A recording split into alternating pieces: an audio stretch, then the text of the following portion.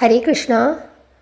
ആരണ്യകാണ്ഡത്തിൽ ശൂർപ്പണഖയുടെ പ്രേമാഭ്യർത്ഥനയും ലക്ഷ്മണൻ്റെ ദേഷ്യവും ആണ് കഴിഞ്ഞ ദിവസം നമ്മൾ പറഞ്ഞു നിർത്തിയത്.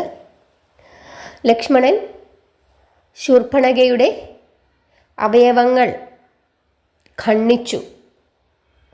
അതിനുശേഷം ശൂർപ്പണഖ തൻ്റെ സഹോദരന്മാരായ ഖരൻ്റെയും ദൂഷണൻ്റെയും അടുത്തേക്ക് ചെന്നു. അവർ ദേഷ്യത്തോടു കൂടി ചോദിച്ചു, സഹോദരിക്ക് ഈ ദുർഗതി വരുത്തിയത് ആരാണ്? ആര് വരുത്തിയാലും അവർക്ക് തക്കതായ ശിക്ഷ ഞങ്ങൾ കൊടുത്തിരിക്കും. അവരെ യമപുരിയിലേക്ക് ഉടൻ തന്നെ അയക്കുന്നതാണ്. ശൂർപ്പണഖ ഉണ്ടായ സംഭവങ്ങൾ വിവരിച്ചു കേൾപ്പിച്ചു. വനത്തിനുള്ളിലേക്ക് 2 മനുഷ്യർ വന്നിട്ടുണ്ട്. മുനിതുല്യ വേഷമാണ് അവർ ധരിച്ചിരിക്കുന്നത്. പക്ഷേ മുനിമാരല്ല, ഒരു സുന്ദരിയായ കാമിനിയെയും കൊണ്ടാണ് ചുറ്റിത്തിരിയുന്നത്. ഒരു കാര്യത്തിന് പോയിട്ട് നിരാശയായ ശൂർപ്പണഖ മറ്റൊരു കാര്യമാണ് പറഞ്ഞത്. സഹോദരന്മാരോട് തുറന്നു പറയാൻ നാണം തോന്നി. മനുഷ്യമാംസം തിന്നണമെന്ന് മോഹിച്ചാണ് പോയത്. ആ തെറ്റിന് എൻ്റെ മൂക്കും കാതും അരിഞ്ഞുവിട്ടു. കൂടെയുണ്ടായിരുന്ന 14 രാക്ഷസ ഭടന്മാർക്ക് യുദ്ധം ചെയ്യാൻ അനുവാദം കൊടുത്തു. രാമനെയും ലക്ഷ്മണനെയും വധിക്കുക. അവരുടെ മാംസം കാകനും കഴുകനും ഭക്ഷണമാകട്ടെ. സഹോദരിയെ അപമാനിച്ചവൻ്റെ രക്തം എല്ലാവരും കുടിക്കട്ടെ. ഉത്തരവ് കിട്ടിയ ഭടന്മാർ യുദ്ധത്തിനായി ഉലക്ക, കുന്തം, ഗദ തുടങ്ങിയ ആയുധങ്ങളുമെടുത്ത് യമകിങ്കരന്മാരെ പോലെ പുറപ്പെട്ടു. കൊല്ലു കൊല്ല് എന്ന് പറഞ്ഞുകൊണ്ട് നിശാചരന്മാർ പുറപ്പെട്ട ശബ്ദം അന്തരീക്ഷം മുഴുവൻ മുഴങ്ങി. എല്ലാവരും അവിടെ എത്തി. രാമനും ലക്ഷ്മണനും പുറത്തേക്ക് വന്നു. എന്നിട്ട് പറഞ്ഞു, ഞങ്ങൾ ഫലമൂലങ്ങൾ ഭക്ഷിച്ച് വനത്തിൽ ജീവിക്കുകയാണ്. ഒരു തെറ്റും ചെയ്യാത്ത ഞങ്ങളോട് എന്തിനാണ് യുദ്ധത്തിന് വന്നത്? രഘുവരൻ വിനയപൂർവ്വം ഇപ്രകാരം പറഞ്ഞു. നിശാചരന്മാർ രാമനെ വിളിച്ചു പറഞ്ഞു, തപസ്വിയെപ്പോലെ ജീവിക്കുന്നതിന് ആരെങ്കിലും തടസ്സം ചെയ്തോ? ഞങ്ങളുടെ സഹോദരിയുടെ കാതും മൂക്കും ചെത്തിവിട്ടത് എന്തിനാണ്? എന്നിട്ട് ഒരപരാധവും ചെയ്തില്ലെന്ന് പറയുന്നുവോ? ഞങ്ങളുടെ അസ്ത്രമേറ്റ് നിങ്ങളെല്ലാം ഇപ്പോൾ മരിക്കും.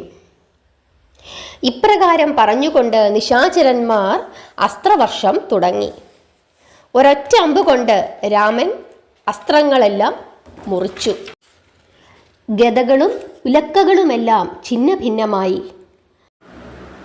14 ബാണങ്ങൾ 14 രാക്ഷസന്മാരെ വധിച്ചിട്ട് തിരികെ ആവനാഴിയിൽ വന്നു കയറി. ശ്രീരാമൻ്റെ ഗുണത്താൽ രാക്ഷസ വിനാശം ഉണ്ടായി. 14 നിശാചരന്മാരും മരിച്ചു വീഴുന്നത് കണ്ട് ഭയപ്പെട്ട് ശൂർപ്പണഖ ഖരനോട് ഈ വിധം പറഞ്ഞു, എല്ലാവരെയും ആ മനുഷ്യർ കൊന്നുകഴിഞ്ഞു. എൻ്റെ മാനത്തിന് ഇനി എന്തു വില? ഉടൻ ഖരൻ ശൂർപ്പണഖയോട് പറഞ്ഞു, നീ എൻ്റെ പ്രതാപം കണ്ടുകൊള്ളുക. നിന്റെ മനസ്താപം ഞാൻ ഇപ്പോൾ തീർക്കും. കനകനിർമ്മിതമായ രഥങ്ങൾ, വായുവേഗമുള്ള 8 കുതിരകളെ രഥത്തിൽ കെട്ടി. അസ്ത്രശസ്ത്രങ്ങൾ ധരിച്ചു. ഖരൻ രഥത്തിൽ ഉപവിഷ്ടനായി. അപ്പോൾ രഥത്തിൻ്റെ കൊടിമരത്തിൽ ഒരു പെൺകഴുകൻ വന്നു വീണു. രഥത്തിലെ കുതിരകൾ ഓടുന്നില്ല. ദൂഷണൻ ഇടിയച്ച പോലെ അലറി, രാമനെ ആദ്യം വധിക്കുക, പിന്നെ ലക്ഷ്മണനെ. ഖരൻ അത്യുത്സാഹത്തോടെ യുദ്ധത്തിന് പുറപ്പെട്ടു. സൈന്യത്തിൻ്റെ കോലാഹലം കേട്ടപ്പോൾ ശ്രീരാമൻ ലക്ഷ്മണനോട് പറഞ്ഞു, ലക്ഷ്മണ, യുദ്ധക്കളത്തിൽ നിന്നും പൊയ്ക്കൊള്ളൂ. സീതയെ നോക്കണം.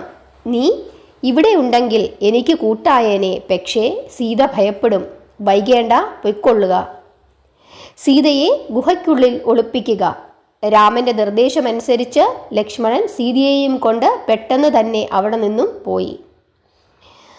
ദേവാസുര ദൈത്യ ഗന്ധർവ സംഘങ്ങൾ അന്തരീക്ഷത്തിൽ വന്നു. അവിടെ നിന്നുകൊണ്ട് ആ യുദ്ധം കണ്ടു. രാമൻ ഒരാൾ മാത്രം. ആയിരക്കണക്കിന് രാക്ഷസന്മാർ എങ്ങനെ ജയിക്കും? രാമൻ ഒരാൾ മാത്രം. അസാധാരണ ധൈര്യം. ദൂഷണൻ അപ്പോൾ രാമനെ വിളിച്ചു പറഞ്ഞു, മനുഷ്യനായ നീ എന്നോട് യുദ്ധം ചെയ്യുന്നുവോ? ദൂഷണൻ പറയുന്നത് കേട്ട് ഖരൻ ചിരിച്ചു. 6000 രാക്ഷസന്മാരെയും കൊണ്ട് ഞാൻ വന്നിരിക്കുന്നു. ത്രിശിരസിൻ്റെ സൈന്യം 2000 ഖരൻ്റെ സൈന്യം 6000. അങ്ങനെ 14000 രാക്ഷസ സൈന്യങ്ങളുടെ കോലാഹലം. രാക്ഷസന്മാർ ശ്രീരാമനെ പ്രകോപിപ്പിച്ചു. ചുറ്റും രാക്ഷസന്മാർ, നടുക്ക് രാമൻ. കുറുക്കന്മാരുടെ നടുക്കു നിൽക്കുന്ന സിംഹത്തെ പോലെ രാമൻ ശോഭിച്ചു. തേരാളി രഥം നടത്തി. 8 കുതിരകളെ കെട്ടിയ രഥം രാമൻ്റെ നേരെ പോരാട്ടം തുടങ്ങി. രാമൻ ലക്ഷ്യം വെച്ച് അമ്പയച്ചു. രാമബാണം ഖരൻ്റെ അസ്ത്രങ്ങൾ തുണ്ടം തുണ്ടമാക്കി മുറിച്ചു. 2 വില്ലാളി വീരന്മാരും ശരങ്ങൾ അയച്ചു. ബാണങ്ങൾ പരസ്പരം ഏറ്റുമുട്ടി നുറുങ്ങിക്കൊണ്ടിരുന്നു. ഇരുവരുടെയും ദേഹങ്ങളിൽ നിന്നും രക്തമൊഴുകി. 2 ആളുടെയും ശരീരം സ്വന്തം രക്തത്തിൽ കുതിർന്നു. ശ്രീരാമൻ അതികോപത്തോടെ രാക്ഷസന്റെ മാരടം ലക്ഷ്യമാക്കി 1000 ബാണങ്ങൾ അയച്ചു.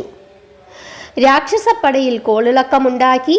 കൊല്ലു കൊല്ല് എന്ന് പറഞ്ഞുകൊണ്ട് അനവധി രാക്ഷസന്മാർ ശ്രീരാമനെ എതിരിട്ടു. രാമബാണത്താൽ അവരെല്ലാം മരിച്ചു വീണു. രാമൻ ഞാണിൽ ഗന്ധർവാസ്ത്രം തൊടുത്തു. രാക്ഷസന്മാരുടെ എല്ലാം ശരീരം രക്തമയമായി. ആർക്കും പരസ്പരം തിരിച്ചറിയാൻ കഴിഞ്ഞില്ല. തമ്മിൽ ആക്രമിച്ചു. ഖരൻ്റെ 6000 രാക്ഷസന്മാരും ചത്തൊടുങ്ങി. ഖരൻ മാത്രം അവശേഷിച്ചു.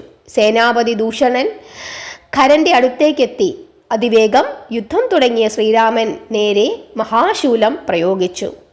ശൂലം ബന്ധിക്കാൻ രാമൻ അയച്ച ബാണം ശൂലത്തിന്മേൽ പതിച്ചെങ്കിലും അതിനെ ഒന്നും ചെയ്യാൻ കഴിഞ്ഞില്ല.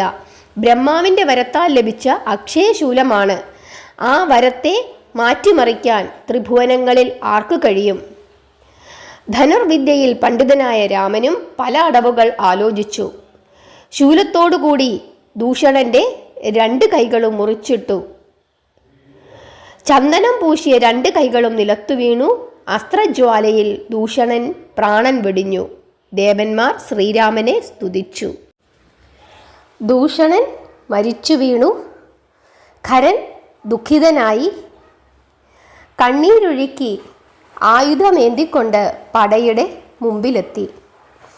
എത്രയെത്ര സേനാപതിമാരെയാണ് രാമൻ ഒറ്റയ്ക്ക് വധിച്ചത്! ഖരൻ അഗ്നി പോലെ ജ്വലിക്കുന്നത് രാമൻ കണ്ടു. 10 ദിക്കുകളും ഇരുളടഞ്ഞു. ഖരൻ കോടിക്കണക്കിന് ബാണങ്ങൾ അയച്ചു രാമനെ വെല്ലുവിളിച്ചു. മനുഷ്യനായ നിനക്ക് ഇത്രയ്ക്ക് അഹങ്കാരമോ? ദേവന്മാർക്ക് നിന്നെ സഹായിക്കാൻ കഴിയുകയില്ല. എത്രയെത്ര ബാണങ്ങൾ അയച്ചു! എൻ്റെ മുമ്പിൽ വാ, കാണട്ടെ. എൻ്റെ കൈകൊണ്ട് മരിക്കാനാണ് നിന്റെ വിധി. ഖരാ, നിന്റെ ജീവൻ എടുക്കും ഞാൻ. മുനിസ്ഥാനത്തു നിന്നും അജയ്യമായ അസ്ത്രചാപങ്ങൾ കിട്ടിയിട്ടുണ്ട് എനിക്ക്. ശരഭംഗൻ തന്നതാണ് ഈ അമ്പൊടുങ്ങാത്ത ആവനാഴി. എത്ര അമ്പ് വേണമോ അത്രയും കിട്ടും. എത്ര എടുത്താലും കുറയുകയുമില്ല.